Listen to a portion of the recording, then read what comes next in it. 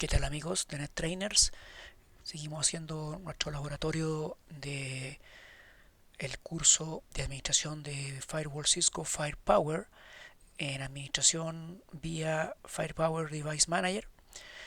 Básicamente en este lab, en este escenario estamos implementando lo que es el acceso desde fuera, o sea, desde internet, para hacer el port forwarding, en el fondo el abrir puertos en el firewall para poder accesar a un servidor que está dentro de la red corporativa, en una zona de meseta, etcétera.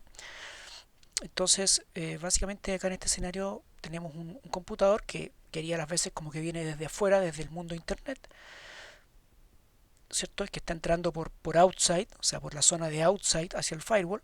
Sí, y necesita ser forwardeado hacia la zona de inside, donde acá tenemos un server, ¿ok? Que es básicamente una máquina Red Hat que está ahí, ¿no es cierto? Que nos ofrece un servicio web básico, ¿no es cierto? Una página web.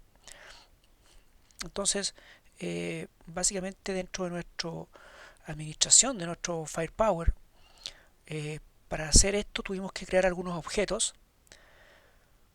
Primero, por ejemplo, la IP con la que vamos a acceder a nuestro servidor, ¿cierto? No es la misma IP de la puerta, en este caso la IP de la puerta es la 210, nosotros tenemos un pool, fíjense que esta red es la 208/29, entonces estamos usando la 212, la dirección IP 212 como IP que se va a ser mapeada al servidor, ¿no es cierto?, al servidor privado en este caso, que es el server que está aquí de este lado. Entonces, ese server es una IP que es de la VLAN de servidores, que es la 10.240.20.10, ¿cierto? Ese es el servidor. Entonces, acá, ¿no es cierto?, pusimos el IP pública server, por ejemplo, se fijan este que es el 202.197.34.212. Esa es la IP pública del server, y también tenemos la IP privada del server, que es la 10.240.20.10. Uno en eso uno crea los objetos. ¿Ok? Por otro lado, nosotros lo que queremos es dar acceso a dos puertos.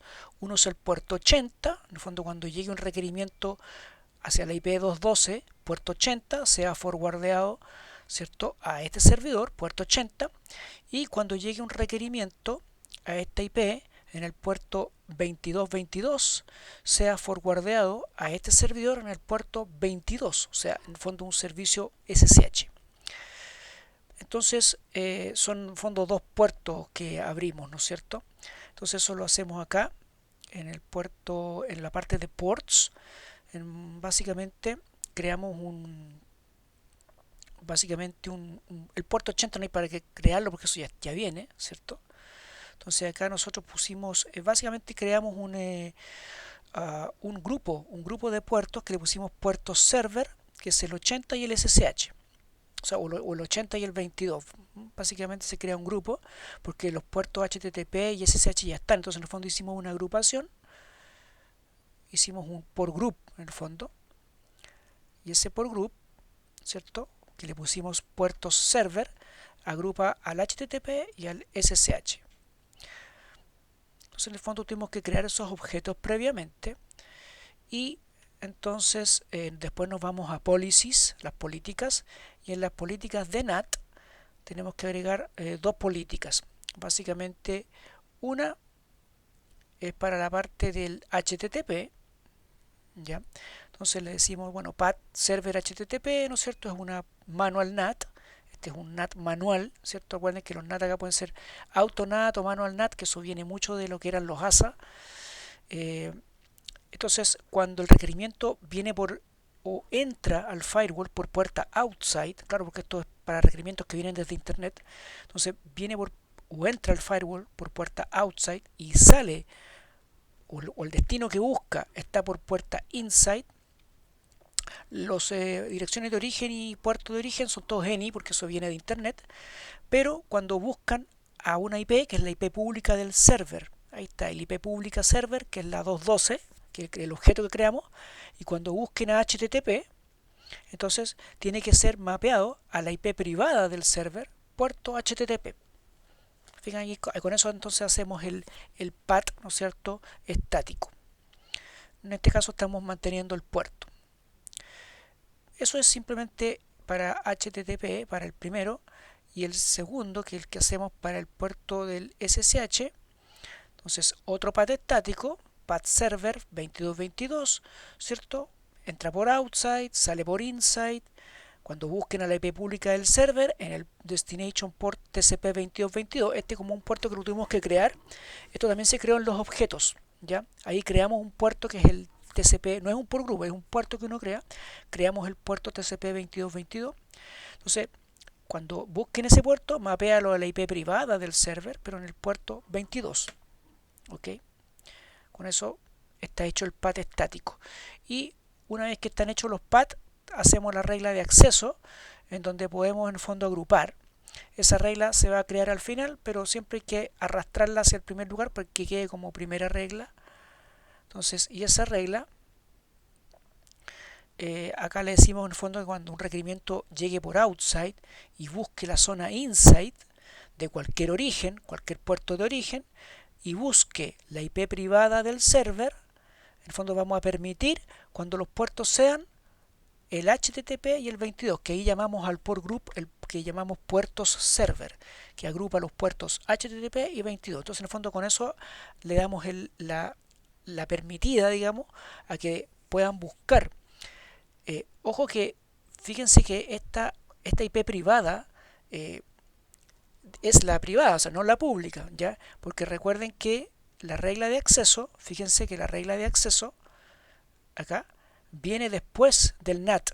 Entonces primero se nateó el paquete y después pasa al acceso. Por ende ese paquete ya viene con la IP, digamos, al pasar por el path estático ya le cambió la IP de destino. Recuerden que es una IP de destino porque es un paquete que viene de vuelta, digamos, o en el fondo es una petición que viene desde afuera hacia adentro. Entonces lo que se cambia es la IP de destino.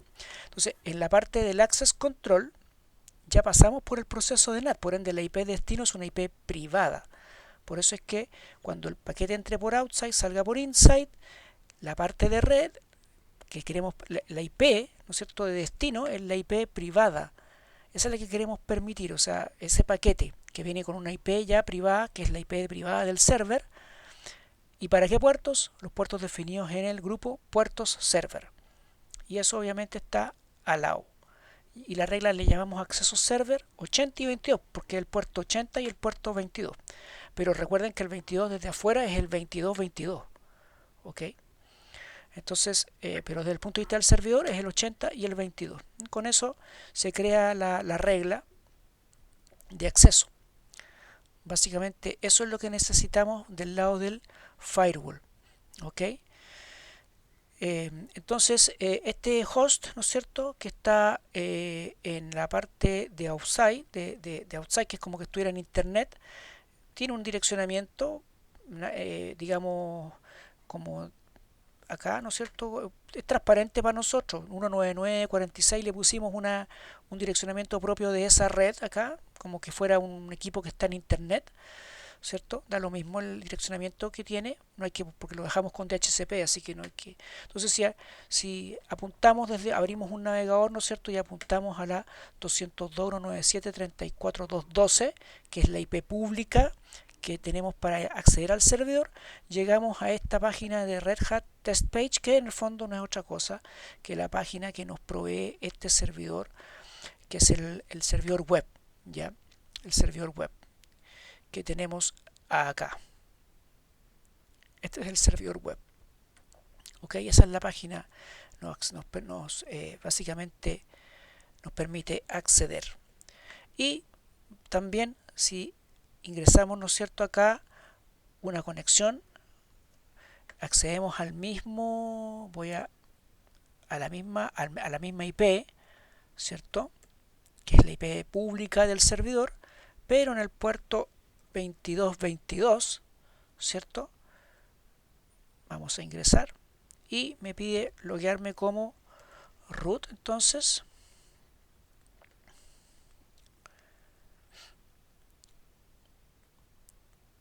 y me va a pedir la clave, que esto es la clave del equipo Red Hat. Ahí está. Entonces, bueno, para que vean, voy a hacer un if config. Este tiene la 10.240.20.10, que es la IP de este servidor Red Hat. ¿Ok? Entonces ahí entramos al SSH, que es el puerto 2222, pero para el server es el 22. Si nos vamos al, ¿no es cierto?, hacia la parte de monitoring del firewall, y ¿no es cierto?, nos vamos al network overview, vamos a ver que se está utilizando la regla de acceso, es la de acceso al server. Ahí está, acceso server 80 22. En el fondo esa regla se está usando. Ahí la cantidad de tráfico, ¿no es cierto?, aplicaciones, bueno, HTTP, ¿no es cierto?, también va a aparecer la de digamos la de SSH, ¿ya? Pero básicamente en este momento me está calculando esa, y, y básicamente ahí está la cantidad de paquetes y tráfico, ¿no es cierto? Fundamentalmente me muestra que esa es la digamos la regla que se está utilizando. Si también lo vemos aquí un poquito más al detalle, Access Rules, ahí está, ¿no es cierto? Ahí. En el fondo con eso me muestra, ¿no es cierto?, lo que se está utilizando, ¿cierto? Voy a salir ahí, voy a salir para que me lo vuelva, porque al cerrar, ¿no es cierto?, la conexión, voy a volver acá.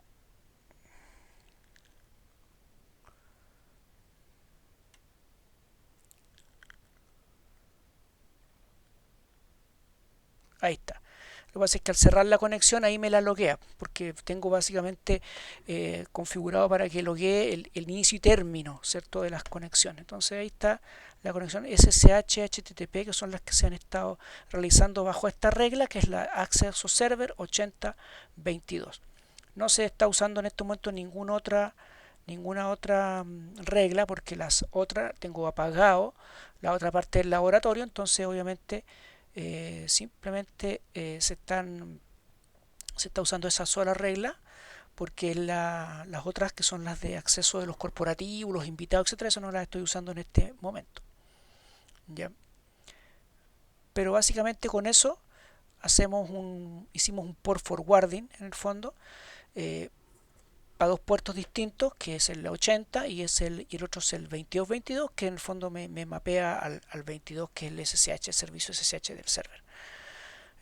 Entonces básicamente con eso se realiza lo que es el acceso, las reglas de acceso para el tráfico entrante, ¿cierto? Entrante al firewall, o sea, desde la zona de outside, ¿cierto?, hacia la zona de, en este caso, inside, porque tenemos dos interfaces, pero podría ser una tercera interfaz que podría llamarse una DMZ, que normalmente ahí siempre la zona de los servidores no van a estar pegados directamente al firewall, sino que en el fondo van a estar en un switch de una zona de servidores, ¿no es cierto? Por eso es que lo hicimos más pegadito, así como pegado a este switch de core, en realidad. ¿Ya? Eh, Eso básicamente lo que les quería mostrar en esta oportunidad.